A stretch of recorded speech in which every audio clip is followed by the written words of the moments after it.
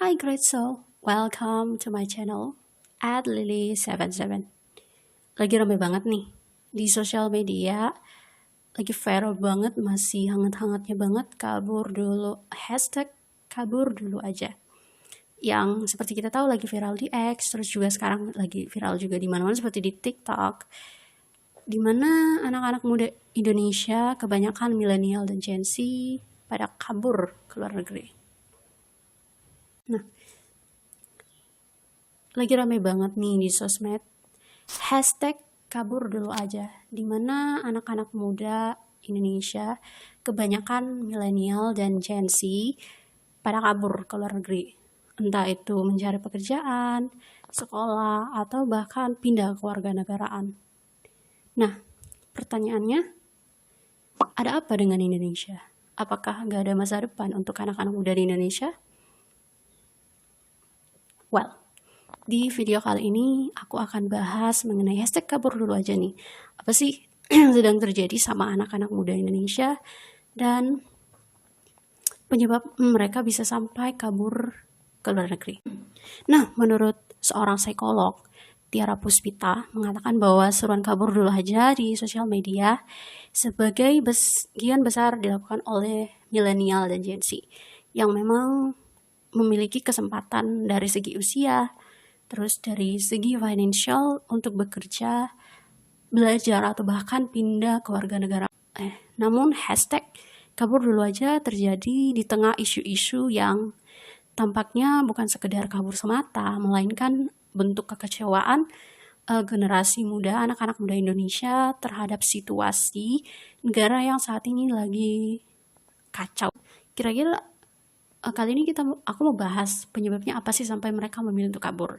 Nah, ini tuh terjadi karena keadaan di Indonesia yang saat ini seperti kita semua tahu lagi memprihatinkan banget.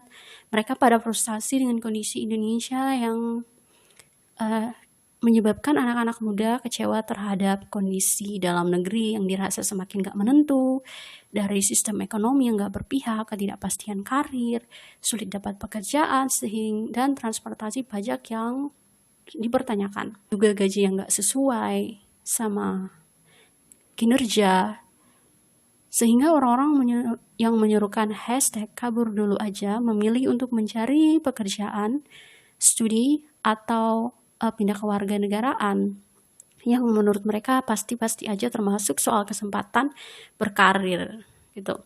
Misalnya meskipun di negara lain menurut mereka pajak tuh sangat tinggi, lebih tinggi dari di negara kita sendiri. Biaya hidup juga sangat tinggi. Tapi mereka merasa bahwa mereka merasakan manfaat dari pajak yang tinggi, sementara di negeri sendiri nggak merasakan itu.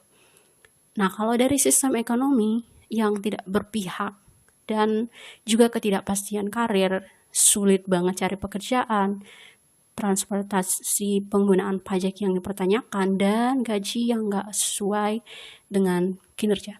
Perbandingan gaji Indonesia fresh graduated di Asia, Indonesia dengan negara-negara lain. Kalau Singapura, UMR-nya tuh ada 30-42. Malaysia 3-11, 5-11, sementara Indonesia berada di posisi terbawah 2-6 juta per bulan. Seperti kita tahu, UMR paling tinggi saat ini itu sekitar 5-6 jutaan. Dan menurut BPN, tingkat pengangguran terbuka nih alias yang tercatat di tahun Agustus 2024 itu sekitar 4,91%. Itu yang tercatat ya. Jadi kira-kira yang nggak tercatat mungkin lebih banyak lagi penganggurannya. Terus menurut Badan Pusat Statistik Nasional, per 2024 kurang lebih ada sekitar 10 juta Gen Z yang merupakan pengangguran.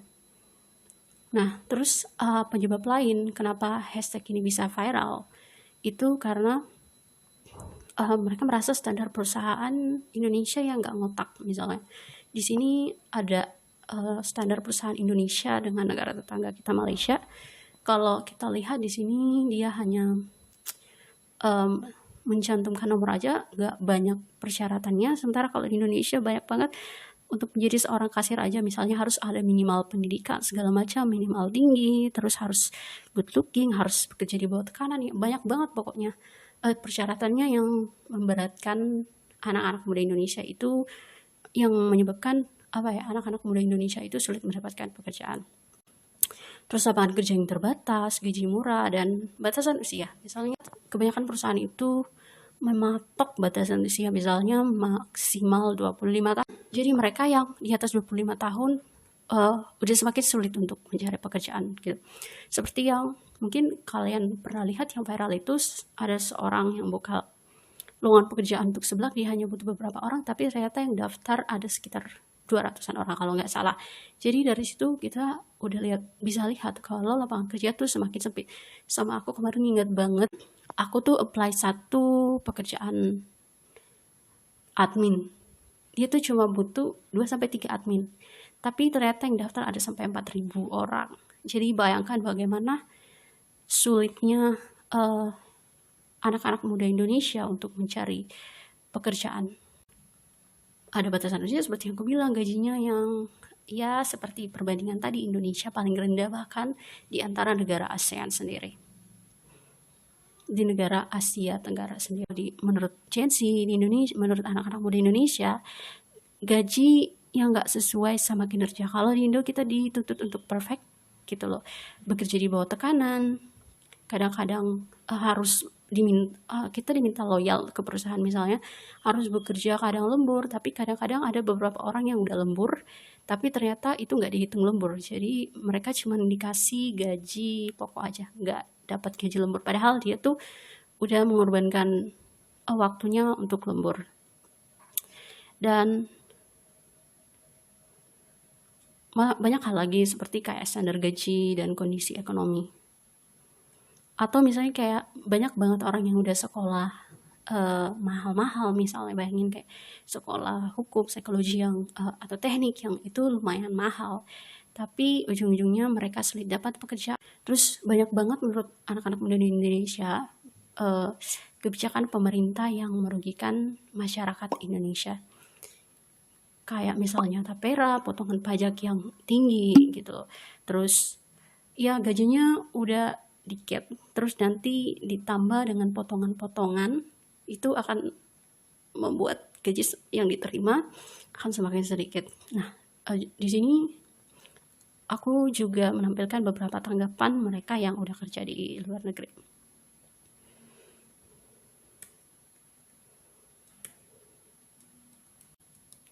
Nah, di sini ada seseorang yang bilang kalau dia tuh udah hampir 3 tahun di kota Manchester City bekerja sebagai security.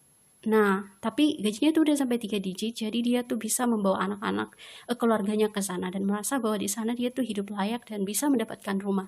Nah, sementara kalau di sini kerja sebagai security untuk bisa menghidupi keluarganya atau misalnya mau dapat rumah yang layak itu sangat susah sekali. Terus ada juga seorang wanita yang dia lulusan S2, tapi menurut dia, kata dia sangat sulit untuk apply di Indo. Wow, gila. Itu udah S2 masih sulit juga untuk apply pekerjaan. Ada juga nih seseorang yang komen gini, kalau dia udah 6 tahun di negeri orang dan gajinya tuh udah bisa 2-3 digit. Nah, menurut dia kalau di Indo tuh susah banget. Ya emang untuk gaji segitu di Indonesia memang susah.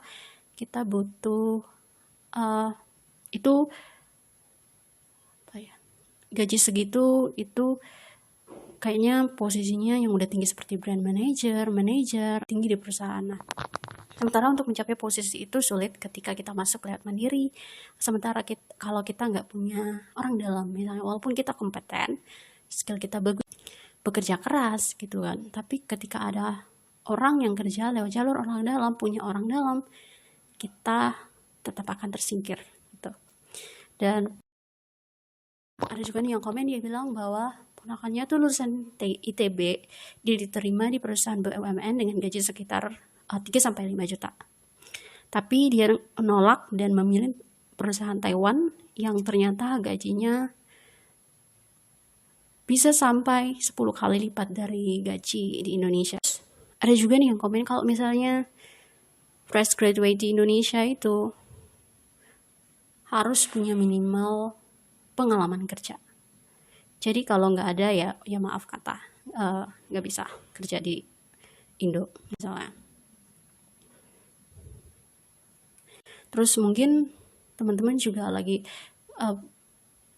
pada lihat seorang kepala desa yang juga lagi yang viral karena dia memutuskan untuk resign dari pekerjaannya, memilih untuk bekerja ke Jepang. Banyak lagi sih review orang-orang yang udah kerja. Nah, ada juga yang bilang dia tuh lulusan S2. Nah, waktu lulus S2 dia susah banget apply di Indo. Lebih mudah di luar negeri malahan. Nah, ternyata alhasil setelah dia kerja di Taiwan, dia kerja di Taiwan itu gajinya sama dengan orang-orang yang ada di Taiwan sana. Jadi dia merasa worth it, dia merasa bahwa pendidikannya, skillsnya itu sebanding dengan kinerjanya. Dan mereka, kalau kita lihat dari pendapat orang-orang yang udah kerja di luar negeri, itu mereka merasa bahwa mereka di sana hidup lebih layak, lebih worth it bekerja di luar, walaupun di sana biaya hidup yang tinggi, terus pajaknya juga tinggi, tapi setidaknya worth it, mereka masih bisa mengirimkan untuk keluarganya yang ada di Indonesia. Atau mereka-mereka yang udah kerja di luar negeri lama, misalnya sebelum hashtag kabur dulu aja ini menggema atau viral di sosial media, mereka tuh suka membagikan momen-momen mereka itu bekerja di luar negeri yang mengubah mindset anak-anak muda Indonesia, yang juga memberikan inspirasi gitu kan, motivasi untuk mereka mencoba hal-hal baru, mencari kesempatan karir misalnya di luar negeri.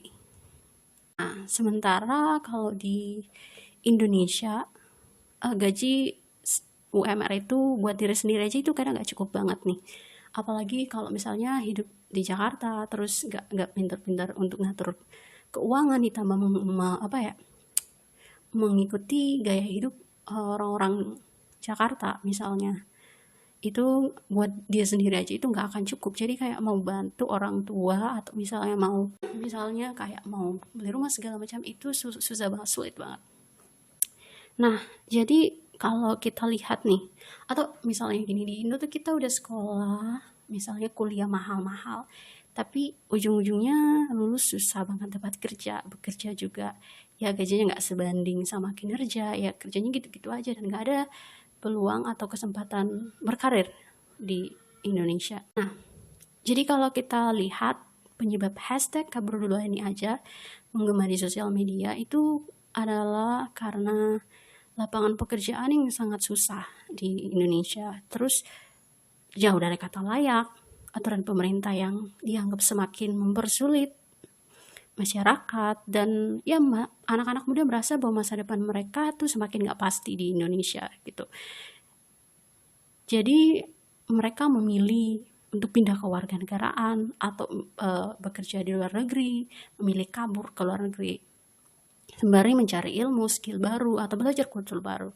Dan hashtag kabur dulu ini aja tuh bukan sekedar traveling seminggu misalnya terus pulang atau sebulan gitu kan untuk gaya-gayaan atau healing di negeri orang, tapi hidup di sana misalnya. Bahkan ada yang memilih untuk menetap di sana walaupun harus belajar hal baru, rutinitas baru, culture baru, tapi setidaknya mereka merasa di sana mereka punya kesempatan lah untuk hidup layak gitu. Di sisi lain, hashtag kabur dulu aja terjadi di tengah isu-isu yang tampaknya bukan sekedar kabur semata, melainkan bentuk kekecewaan terhadap situasi negara yang gak baik-baik aja saat ini. Generasi muda nih, terutama milenial dan Gen Z, menunjukkan rasa tidak berdaya atau tidak power untuk mengubah situasi yang sifatnya struktural atau susah diubah. Ya udah, mereka memilih ya udah kita kayak gini-gini aja, mendingan sekalian kabur ke luar negeri gitu. Sehingga hashtag ini tuh juga sebagai bentuk protes dari perasaan ketidakpastian, gak bisa berbuat apa-apa. Ya menurut mereka daripada stay di sini gak ngapa-ngapain, gak jadi apa-apa, bekerja susah, berkarir susah gitu kan, semakin susah, ditambah aturan pemerintah yang makin mempersulit. Ya udah, daripada stay dan sulit cari kerja, lebih baik cari kesempatan di luar, yang walaupun sebenarnya itu juga gak mudah juga ya kan, butuh modal juga dan butuh skill juga gitu kan, harus siap secara mental juga, jauh dari orang tua gitu. Tapi setidaknya mereka tuh punya kesempatan untuk berkarir atau mendapatkan hidup yang lebih baik ketika bekerja di luar negeri gitu. Dan ya buat teman-teman yang mungkin terinspirasi dari hashtag kabur dulu aja, atau mereka-mereka yang udah bekerja di luar setidaknya pelajari hal-hal tentang negara mana misalnya kamu mau kemana nantinya, dan pastinya setidaknya kamu harus ada modal juga untuk ke sana, karena masuk ke negara orang tuh juga nggak semudah itu. So ya, ini yang bisa aku bahas hari ini tentang hashtag kabur dulu aja. Thank you so much for watching, dan jangan lupa untuk share video ini ke teman-teman kamu. Jangan lupa di subscribe juga buat teman-teman yang baru pertama kali nonton. Thank you so much for watching, dan look forward to see you in the next video. Dan aku pengen tahu nih tanggapan kalian mengenai hashtag kabur dulu aja di kolom komentar. Dan thank you so much for watching. Look forward to see you in the next video.